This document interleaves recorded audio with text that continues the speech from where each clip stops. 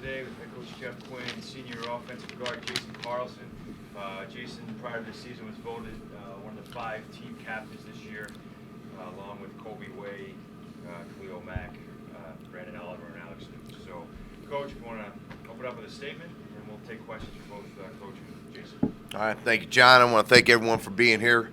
After evaluating Saturday's film, and we took our team into a big-time environment, Ohio State Stadium, playing the number 2 ranked team, and I was most proud of is the way our kids went the distance against a very good football team. Coming out on a difficult start, being down 23-0. But why did that happen is because of our leadership, and Jason Carlson, one of those young men that did a tremendous job from an offensive standpoint in terms of keeping poise and composure and fighting through it. And I couldn't be more pleased the way these kids responded in that moment. And I think their fans and their coaches and their players knew things could have been a lot different had we been able to pull within a couple points in that second half. But key players, obviously the best player, in my opinion, on that field was Khalil Mack. And he had an outstanding day. He was recognized by CBSSports.com as the National Defensive Player of the Week. The Mid-American Conference named him the MAC East Player of the Week. Very productive, very disruptive, and he inspired our football team. I think also some new names that really stepped up for us was Nick Gilbo. Nick did a real nice job for us, along with Blake Bean. Steady performance out of free safety Derek Brim and Colby Way. I was very pleased with their production. On the offensive side, I was pleased with Joe Licata, quarterback, did a nice job. We wanted to get him out throwing the ball, quick, accurate, high percentage passes, and he did a nice job. Certainly his favorite target was Alex Nutz, and Alex having a productive day for us with 9 catches. The other guy that really stepped up, that has been stepping up for us, was Devin Campbell. He was the most productive guy offensively in all-purpose yards. Not only as a running back, but also as a receiver and a kick returner. I think you saw a little bit out of Mason Schreck, which is nice to see his development and maturity, along with Matt Weiser. But I tell you, the offensive line against Ohio State gave up 1 sack. And I was very proud of the way these young men competed against them. Jake Silas, Jason Carlson, Trevor Sales, Andre Davis, Dylan Guy all did a great job. We were able to get to their quarterback 4 times in the game Saturday, and they were only able to get to our guy 1 time. We had a couple big hits. You might have seen them, but Marcus McGill, he laid out a guy on a kickoff return. It was a tremendous effort by him, and also Corey Houston. He had a couple big-time hits in that game. So we continue to focus on the positives and getting ready for Baylor. We know this is going to be a tremendous challenge for us to be on the road second straight week against another top-ranked team. And they play fast offensively, very good quarterback, running back.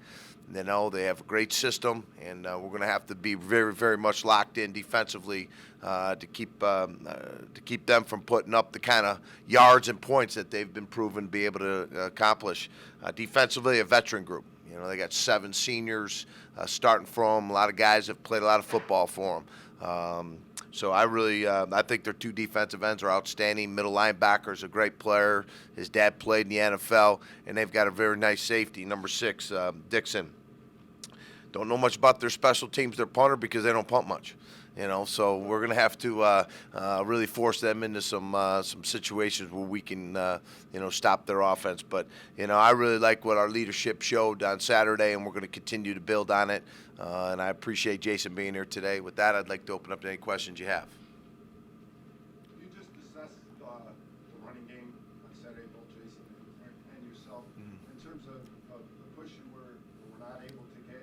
And Bo seemed to run, Bo's like a straightforward guy, and seemed to be more jockeying for position, looking for space in the backfield than we normally see on him. Yeah, we'd like to clean that up a little bit, and we need more out of that aspect of our offense. I thought we were going to be able to, gain more yardage and per play from that standpoint. Now, Bo plays as hard as anybody. He got some tough first downs and some tough yards, but we weren't as explosive of an offense.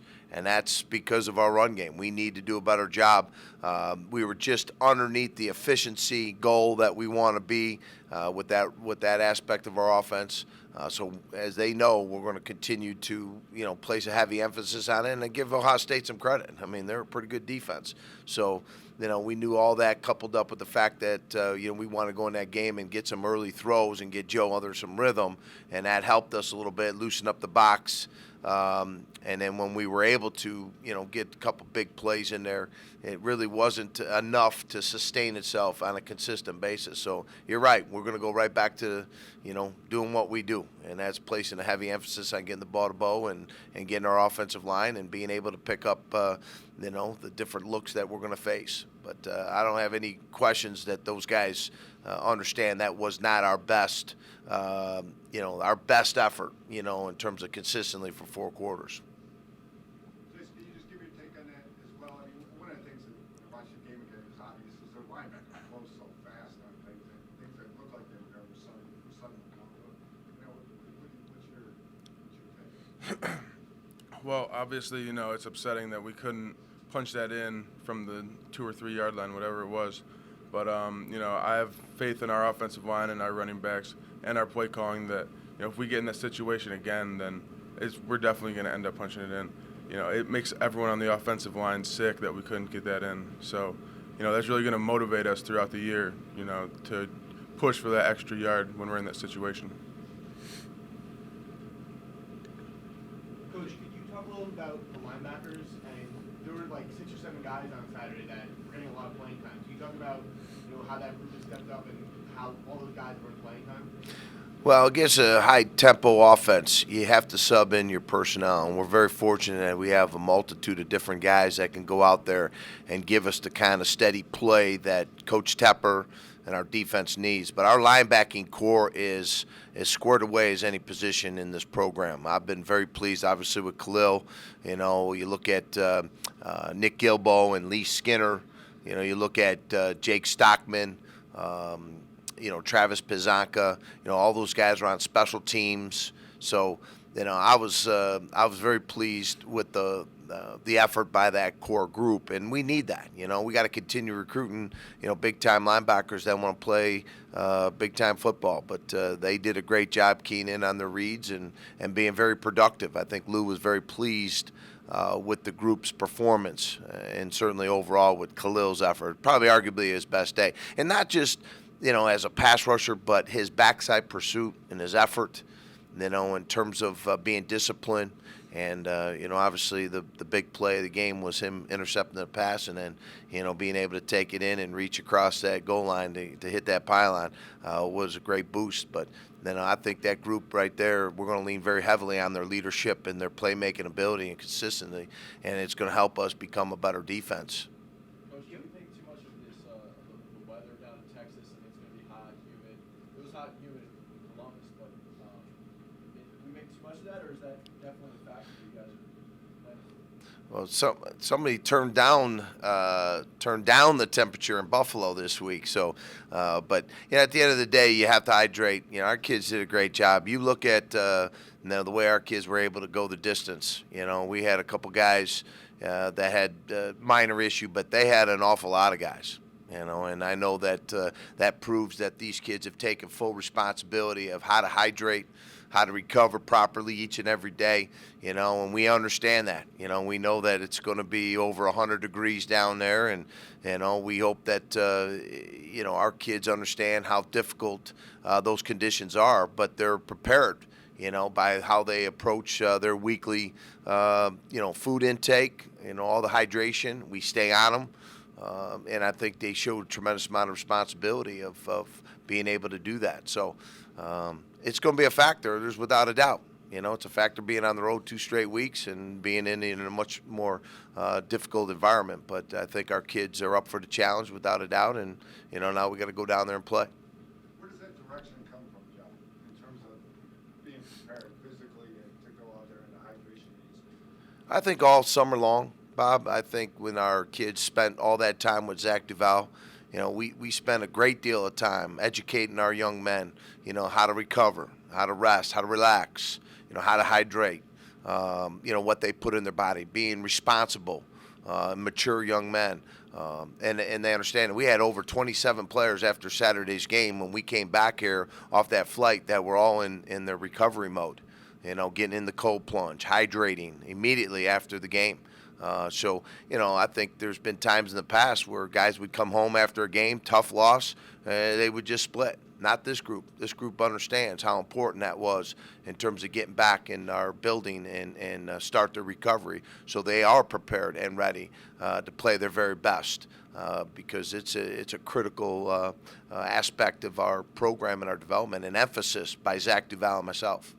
Jason, how hard is it for you, particularly the big guys, to deal with the weather, or is it not hard at all, like the coach is talking about? I mean, when you prepare all week and you're drinking water and hydrating, taking Gatorade, getting in the cold plunge, just taking all the necessary steps, it makes it a lot easier come game time because, that's one more aspect that you don't have to worry about as far as all the little things of the game.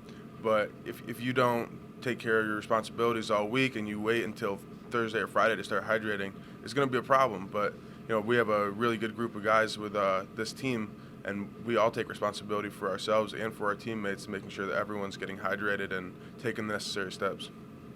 Jason, how much confidence do you guys take from this Ohio State game into this one? How much did that do for your confidence? I mean, it definitely helps going out there against the number 2 team in the nation, and it shows everyone on the team that we're not that much below everyone else. We went out there, we competed as hard as we could, and I think that the score doesn't really show it, but I think that if you watch the game and you look for certain things, then we played very well. We did things that not a lot of people thought we could against a team like Ohio State. Coach, can you elaborate a little bit more on Gilbo's performance and how he did in the game plan? Nick's a competitor. I saw it the first day he walked on our campus. You see it in his meetings. You see it in his preparation, his drill work. He's got a deep passion for the game. He's a contact guy. And certainly, his play and his performance has been recognized by Lou Tepper, my defensive coordinator, linebacker coach. And that's why he was given opportunity to go in those situations and make those plays.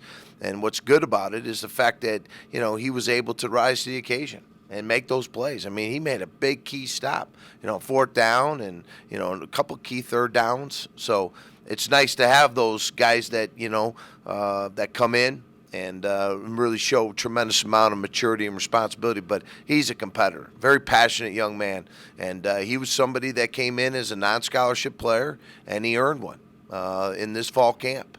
And I couldn't be more proud of Nick and, what he brings to the table. We need to keep bringing guys along, and that's the beauty of the development of our mentality in our program. Try to get everybody developed, and give them an opportunity to see, how often that can pay off for them, and then take advantage of your opportunity. And Nick did that for us. Did he ever talk to you about why he didn't get a scholarship coming out of high school? Why Nick Gilbo didn't get a scholarship? He got one from me. Not out of high school, but, you don't really look at those things. I try to explain to our kids all the time. Look, we have 105 players in our program. 85 are going to be on scholarship. 20 are non-scholarship. Every year, I look at very carefully in my program the guys that are not on scholarship.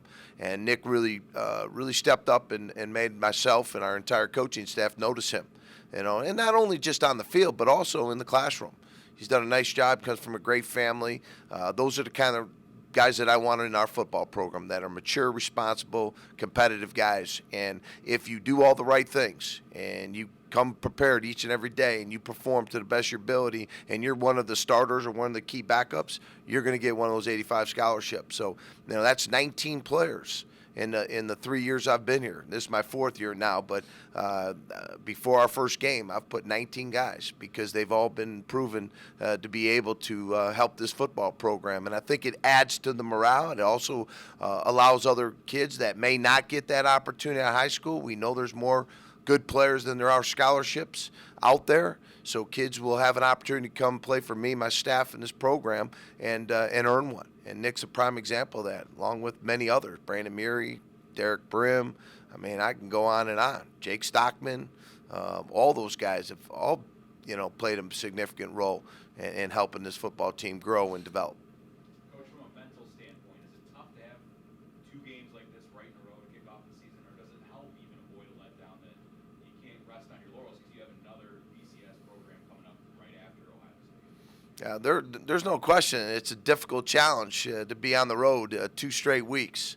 You look at a lot of teams that got their first game at home and, or they had to be on the road. Now they're home.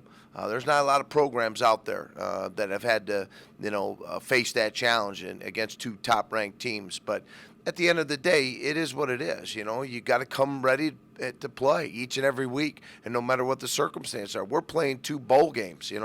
We played arguably a team that, obviously was a 12-0 team last week.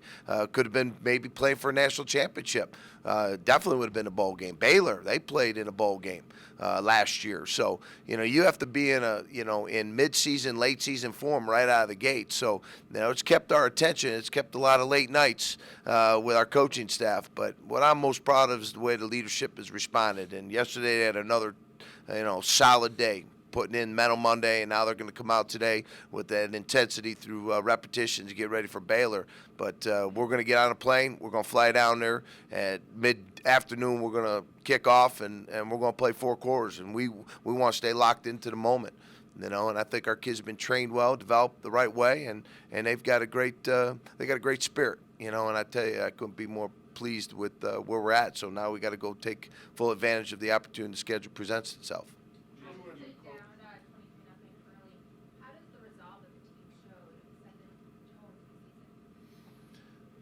It's a great question. Being down 23-0, I wasn't expecting that at all. That's on me, and that's on our coaching staff. It's all of us. We can't afford to let that happen. But what I was most pleased with was the leadership on the sidelines with guys like Jason, guys like Khalil, guys like Alex Nutz, Bo Oliver. You have to understand that was a very challenging moment in that game, and to be able to come and battle back to a position where we might have been able to get within 3 points, says that these kids were staying locked into the moment and just keep fighting, keep playing, keep competing. That's the way I am as a coach. I don't get too far ahead of myself. I want these guys to play one play at a time, and I think they embrace that, and that's what I appreciate more than anything. And I knew that their fans and their coaches, they knew they were in a battle. We made a statement, and now what we have to do is build on it. But I'm not interested in being down 23-0 at all. And that's something that our coaches understand, our players understand. That's not how you go on the road. You're not going to win too many games, no matter what. But I did feel that they did respond, and that's part of life. That's part of football. You're going to face some adversity, but your leadership will carry the day, and they never gave up. You as a coach, when you're breaking down film, can you look back at maybe what Louisiana Monroe did against Baylor last year? They played pretty tough. You go back and maybe look at their game film? There's not a play that we haven't watched. There's not a game we haven't watched. These games have been scheduled. We watch every play, whether it's offense, defense, against every single opponent, every down and distance, every, field position.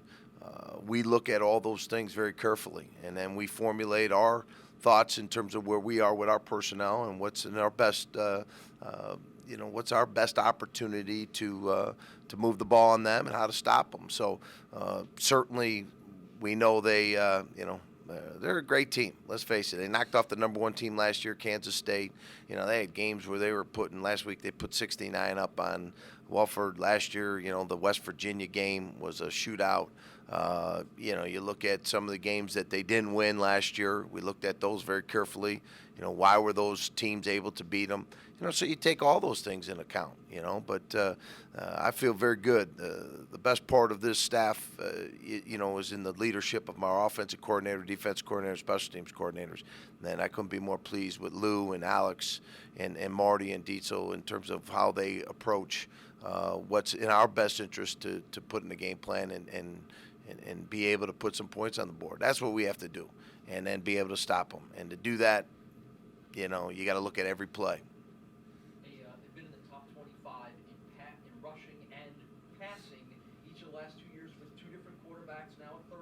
quarterback. How much of it is the system that they run, maybe even more so than the players themselves, and how does that balance present a challenge for you, defensively? Well, there's two ways you win this business, Paul.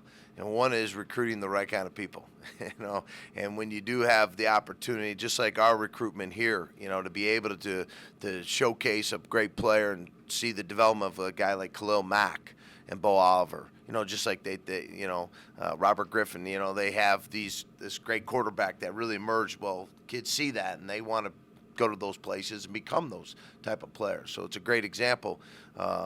But that's, it's a combination. You have to have a system in place. You have to have philosophy, as we do, and then you have to recruit the personnel that fits that. And they've been able to do that and develop them. So, that's how you win this business. Bring in the right kind of people and then have a plan of development. And they've been able to show that. And at one time, their program was probably not where it wanted to be or where they thought they needed to be, but eventually they brought in some key players like we have and found a way to develop them, and now look at where they're at. And that's the beauty of building a program and not just doing it by, bringing in a couple guys here and there and then they all leave. They come in and they stay. Coaches stay. Players are developed through a strength program. And the system is understood by every single young player. Yesterday, we just had a scrimmage yesterday. And I told the players, I said, this is how you become a Khalil Mack and a Brandon Oliver and a Jason Carlson. Those guys went through this. On Mondays, this is your day to see our signals, our calls, our plays, and go out there and compete against each other. So when your moment takes place and that opportunity presents itself, you're ready to perform. And that's what they've been able to do. So I don't know how you stop them completely, because nobody's really been able to find that answer, Paul. But I think it's a combination of good coaching, good recruiting, and having a solid system that fits their personnel. Jeff, can you talk a little bit about their offense more in detail today? I mean, the pass game, are they throwing a lot of short stuff, just trying to get in the hands of playmakers? Do they stretch the field more? What's been their approach? I think they take what you give them. You know that they have the ability. They spread you. They play fast. As fast as anybody will face all year. They get up to the line of scrimmage, and within 14 to 15 seconds, they're snapping the ball again. So they do a good job with that. They have what I would consider, a run-pass combination. Where they're reading the coverages, they're reading linebackers, they're reading defensive linemen, and they're able to either hand the ball off.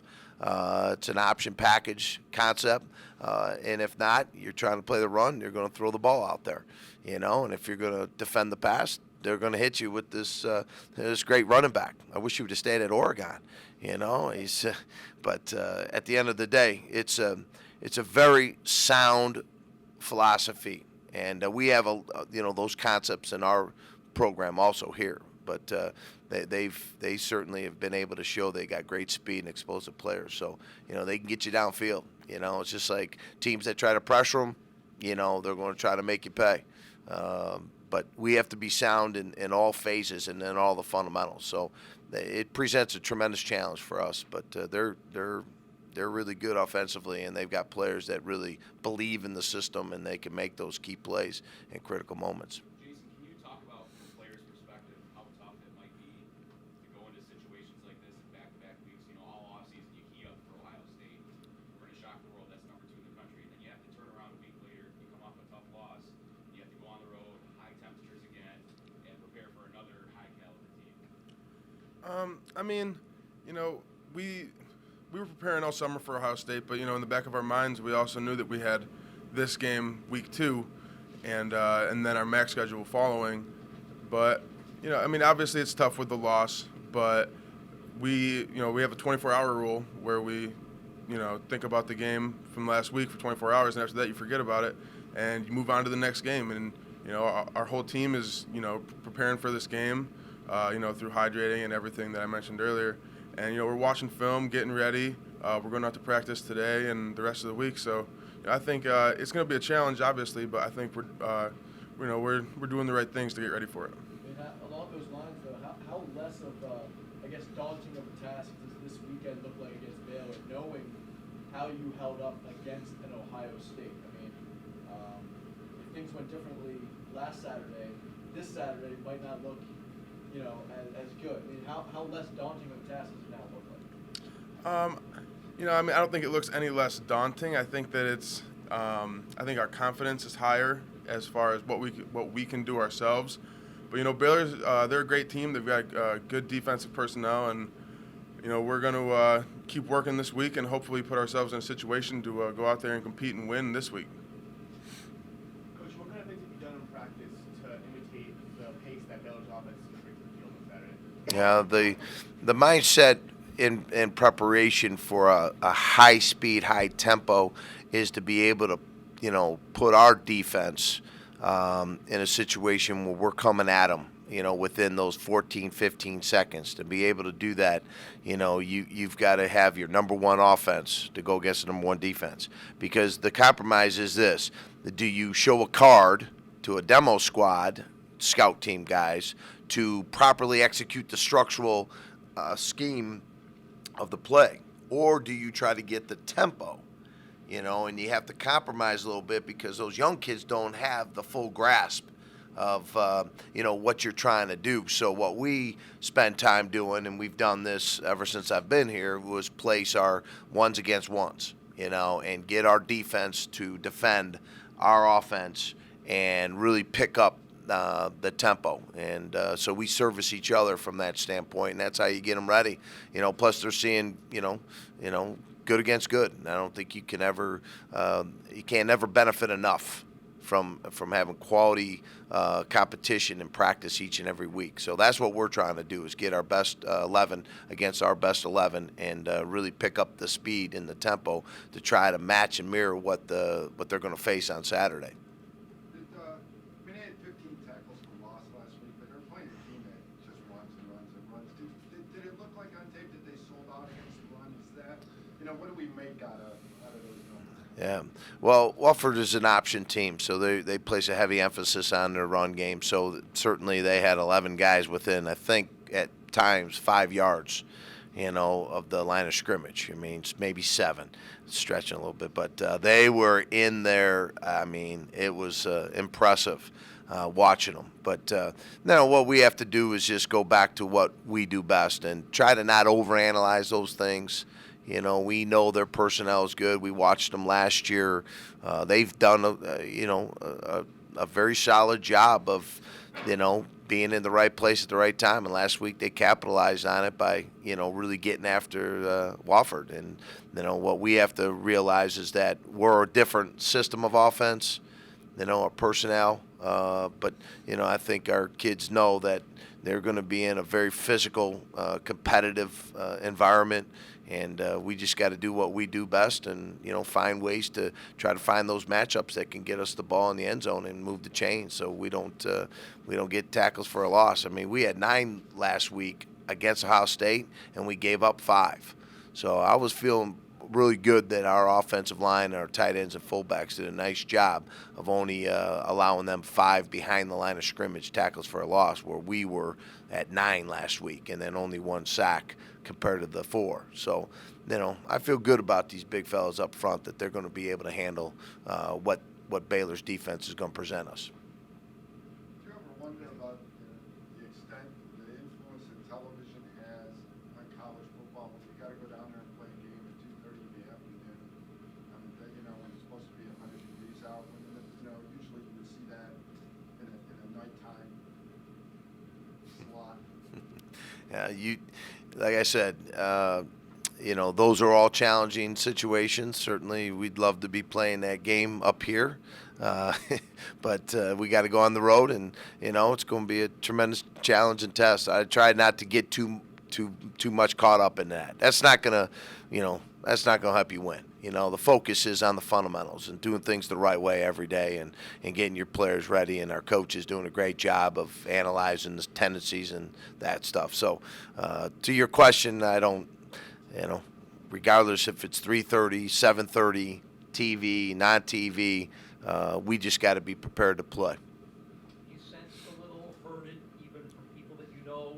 I mean, obviously, people around here know how good Khalil is, what kind of a player he is, but sort of the nation got a chance to see him a little bit on Saturday. You heard a little bit of what people are saying about him and some of the buzz that he's generated? Yeah, I've heard a lot. I've heard a little, and I think when you look at what he did on Saturday against a very good football team, I think people recognize now that he's just not it's just not a bunch of talk. It's clearly he showed up, but he's prepared that way, and he's passionate, and he doesn't do it for himself. That's the one thing. Khalil does it for his team. All his effort goes towards his teammates and winning. And that's why you see what you see on that field. And I think, people at Ohio State, and I think anybody that's watched number 46 knows that this guy is one of the best in the country. And we're very pleased of his development and how he's matured and grown. And now he's a great leader, and he's inspiring his teammates. So it's exciting for us, and I think our players recognize now watching the film, even though they're on the sidelines or maybe they watch it on TV, but when you really sit down and evaluate in slow-mo and rewind and what have you, he came ready to play ball. And he showed everybody that he means business, and we're very pleased that he's going to continue that same effort each and every week. So I don't think there's any secrets out there about number 46 now.